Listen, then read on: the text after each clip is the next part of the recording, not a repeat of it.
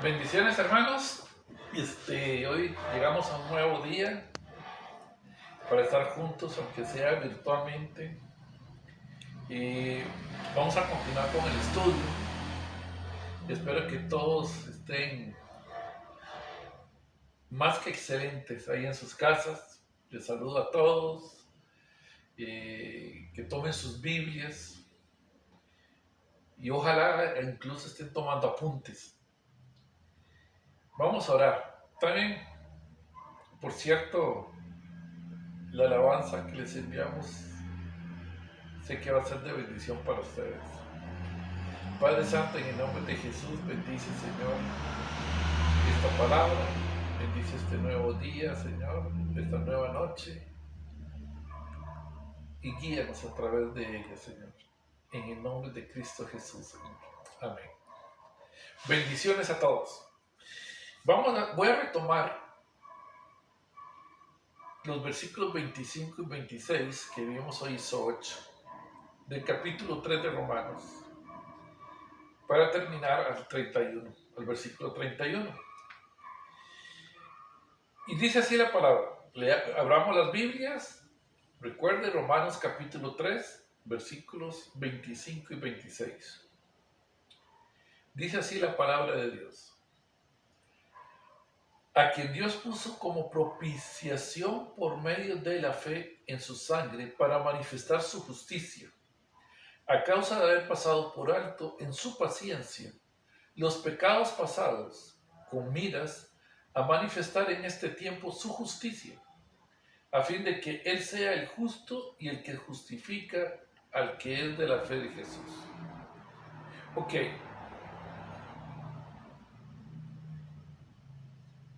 Habíamos leído otra versión que decía lo siguiente: Dios hizo que Cristo, al derramar su sangre, fuera el instrumento del perdón.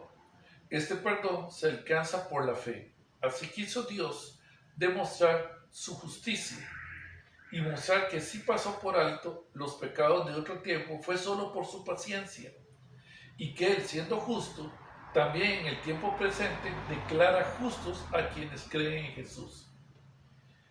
Ok, observemos, y decíamos la vez pasada, que la sangre de Cristo tiene un propósito propiciatorio. Es el único propósito, hermanos. No usemos la sangre de Cristo como un amuleto para otras cosas. La sangre de Cristo me cura cuando estamos en un peligro. No, Señor. La sangre de Cristo tiene un propósito cumplido en la cruz del Calvario. El propiciatorio, decíamos, era la tapa del arca de la alianza. Dentro del arca, en el tabernáculo, dentro del arca estaba el maná, la vara de Aarón, y estaba el maná, la vara y las tablas de la ley.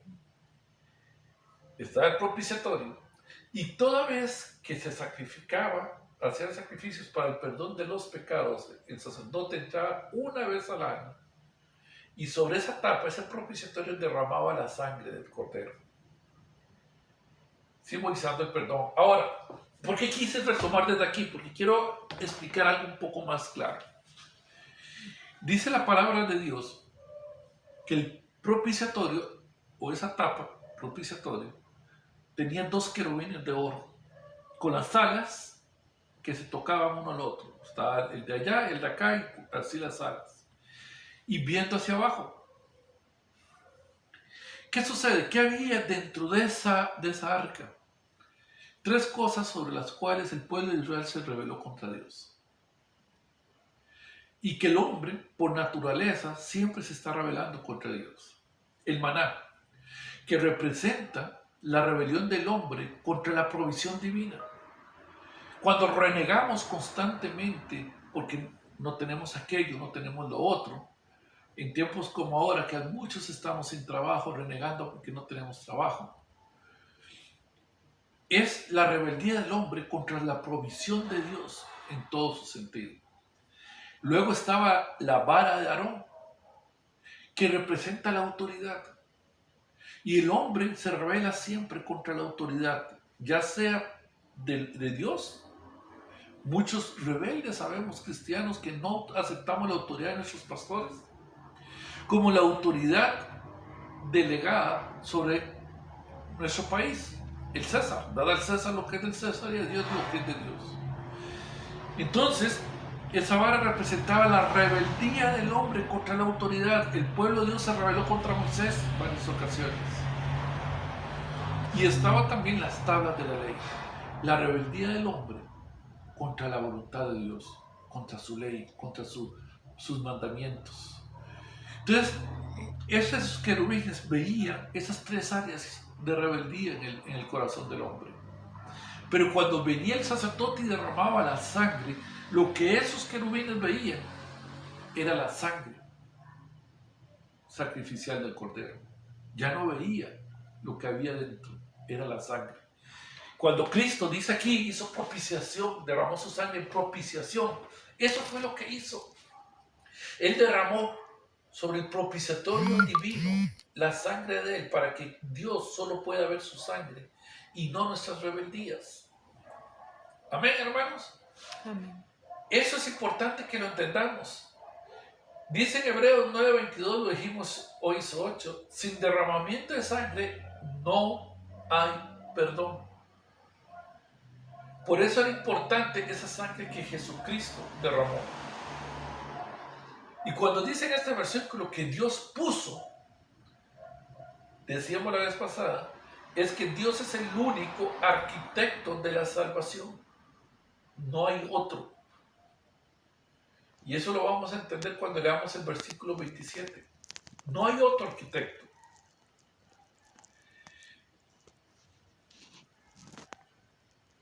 Vamos a continuar leyendo.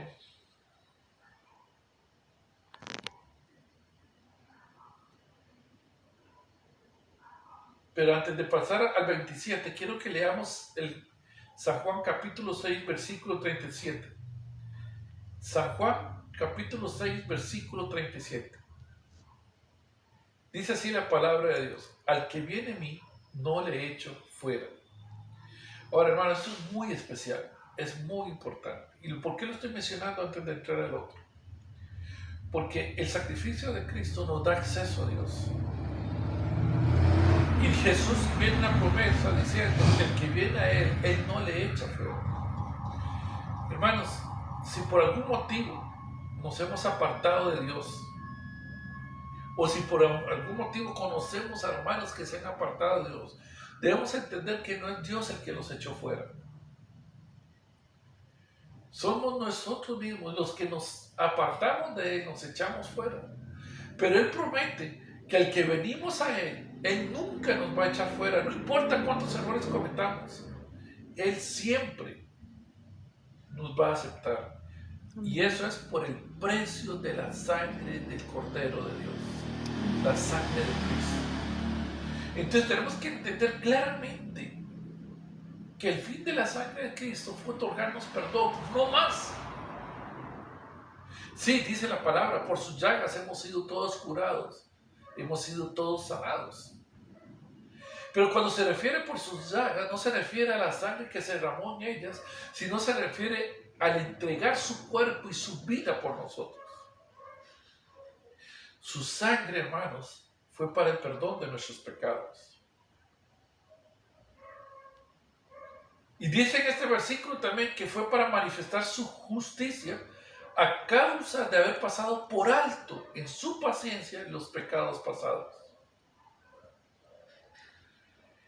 Pablo aquí está haciendo referencia básicamente a los pecados pasados del pueblo de Dios, más que a los nuestros,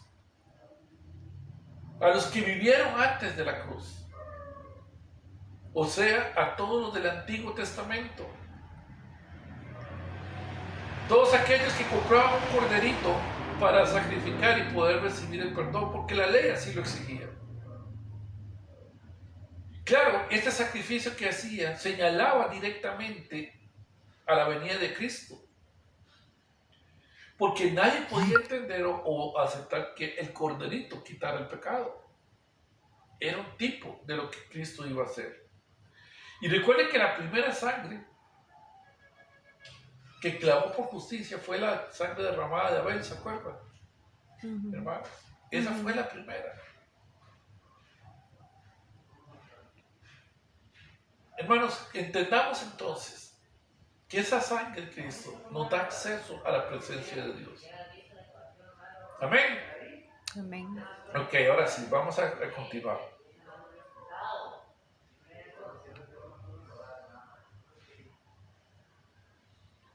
Dice en el versículo 27 del capítulo 3 de Romanos: ¿dónde pues está la jactancia? Nuevamente, capítulo 3, versículo 27. ¿Dónde pues está la jactancia? Vea qué importante esto. Por eso yo les decía que Dios era el arquitecto de nuestra salvación, nadie más. Entonces yo no puedo jactarme de mi salvación, porque yo no tengo mérito alguno. Quien hizo todo el proceso para que tú y yo fuéramos salvos fue Dios, el Padre. Amén. Y muchas veces tenemos en el Padre el concepto de un Dios duro, ese anciano de días que gobernaba con vara de hierro y mandaba matar pueblos con los israelitas. Pero hermanos, estamos equivocados. Dios, el Padre, es un Dios de amor. Fue Él el que proveyó todo el plan de salvación. Ni siquiera fue Jesús. Jesús se sometió a la voluntad de su Padre. También nos amó porque para venir y ser obediente hasta la muerte necesitaba amar aquello por lo cual era obediente a la muerte. Pero quien preparó todo eso fue el Padre. Cuando tú aprendas a tener una relación íntima con el Padre, vas a entender el amor de Dios. Amén. Tu relación íntima con Cristo te va a dar a entender la justicia de Dios. Y con el Espíritu Santo te va a entender la dirección de Dios. Pero fue el Padre el que preparó todo. No es algo lo cual yo pueda jactarme. En este mismo versículo 27, Pablo responde a la misma pregunta. Voy a leerlo completo. ¿Dónde pues está la jactancia? Queda excluida, dice Pablo. ¿Por cuál ley? ¿Por la de las obras? No, sino por la ley de la fe. Pablo aclara que no son las obras lo que nos va a llevar al reino de Dios. Hermanos, estamos acostumbrados que el ser buenos y hacer buenas cosas nos da complacencia delante de Dios. Agradamos a Dios. Y no es así. Tú no puedes, yo no puedo agradar a Dios por lo bueno que yo crea hacer. Porque dice la palabra de Dios que todas nuestras buenas obras son como trapo de inmundicia. Por eso Pablo llega y dice, entonces, ¿dónde está la jactancia? Está excluida. ¿Por cuál ley? ¿Por la de las obras? No, por la ley de la fe. Hermanos, yo recibo esa vida eterna por fe, no por mis obras. Yo siempre he puesto un ejemplo muy radical, porque muchas veces no entendemos este concepto. El ejemplo radical que pongo es el de la famosa Madre Teresa, ¿okay? Que creo que ya la están canonizando o algo así, pero la Madre Teresa es muy conocida por toda la ayuda que dio. Es muy conocida por todo lo que hizo en África por los niños desamparados. Era como una imagen de bondad ante el mundo entero. Ahora bien, ¿cuál es el ejemplo que pongo yo? Si esta persona, la Madre Teresa, nunca recibió a Cristo en su corazón, ojo, no estoy diciendo que no lo haya hecho, hermanos, no pongan palabras que yo no he dicho. Estoy poniendo un ejemplo hipotético. Si esta Madre Teresa nunca hubiese recibido a Cristo en su corazón, con todo lo que hizo, muere y va para el infierno. Porque no son sus obras las que la salvaron o las que la salvan. Es la fe en Cristo Jesús. Es recibir al Señor en su corazón. Y pongo el otro ejemplo radical. Hitler, que masacró a 6 millones de judíos del pueblo de Dios. ¿Ok? No digo que sea salvo, él se suicidó. Pero lo que digo es que si este hombre, con toda la maldad que hizo, en el último minuto no se hubiese suicidado, digamos, y en el último minuto se arrepiente y entrega su vida a Cristo, lo encontraríamos en el cielo con nosotros. Sí. Me explico lo que les quiero decir, hermanos, porque no son las obras, es la fe en Cristo Jesús. Amén. Y esto es lo que quiere decir Pablo aquí cuando dice que con la jactancia queda excluida. ¿Por cuál ley? ¿Por las obras? No, Señor, dice. Es por la ley de la fe.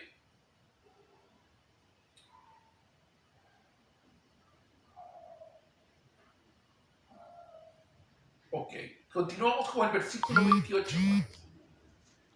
Dice así la palabra de Dios. Capítulo 3 de Romanos, versículo 28.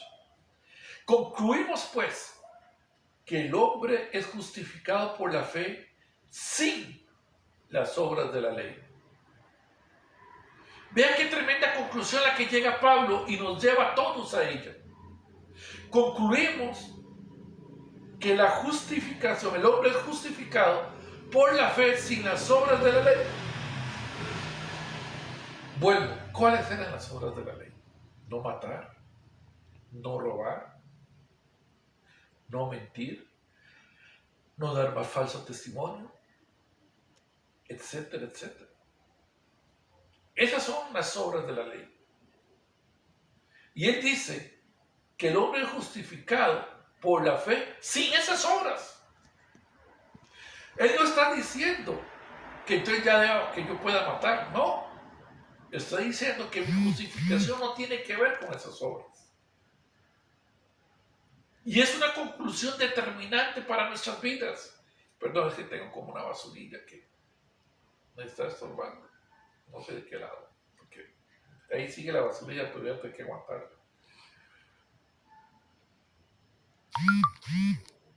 Dice en el versículo 29, ¿es Dios solamente de los judíos? ¿No es también Dios los que no son, no es también Dios de los que no son judíos? Ciertamente, también de todas las naciones. En otras palabras, Pablo estaba aclarándole a los romanos que Dios no le correspondía solo al pueblo de Israel. Dios estaba abierto para todo el mundo, para todas las naciones.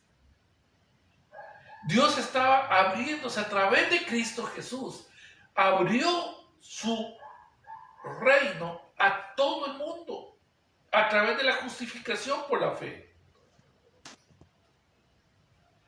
Si Dios hubiese pertenecido a los judíos, la justificación habría sido por la ley. Pero no. Dios es tanto Dios de los judíos como de los no judíos, dice Pablo. Y esto es muy importante que lo entendamos. Nosotros fuimos insertados en el pueblo de Dios a través de la obra de Cristo en la cruz del Calvario. El versículo 30 dice, porque no hay más que un Dios, el Dios que declara justos a los que tienen fe, tanto si están como si no están circuncidados. En otras palabras, ¿qué está diciendo Pablo? Dios es uno solo y declara justos a los que tienen fe. Sigan las obras de la ley o no sigan las obras de la ley. Es a los que tienen fe. Porque los circuncidados representan los que siguen las obras de la ley. Cuando él dice como si están o no están circuncidados, se refiere a eso. Que Dios es el Dios que declara justos a los que tienen fe, independientemente si siguen o no las obras de la ley. Y terminamos con el versículo 31, concluyendo Pablo este argumento. Dice, luego, ¿por la fe invalidamos la ley? De ninguna manera, más bien confirmamos la ley. Hoy en día se mueven ciertos pensamientos en la iglesia, y con esto voy terminando. Estos dictaminan que la ley pasó, que Cristo vino y abolió la ley. Pero voy a decirles esto, hermanos. Pablo categóricamente dice, no se invalida la ley, más bien se confirma la ley. Porque cuando tú tienes a Cristo en tu vida, el Espíritu Santo te hace cumplir lo que la ley dictaminaba, pero no para procurar tu salvación, sino por un fruto natural del proceso de santificación de nuestras vidas. Porque dice la palabra de Dios que sin santidad nadie verá a Dios. Amén, hermanos. Entonces tenemos que entender claro que no significa que la ley y todo lo que se escribió en el Antiguo Testamento no sirve. No. Más bien que a través de la gracia de Cristo, todo eso se confirma y se fortalece en nuestras vidas. Amén, hermanos. Gloria a Dios. Vamos a orar.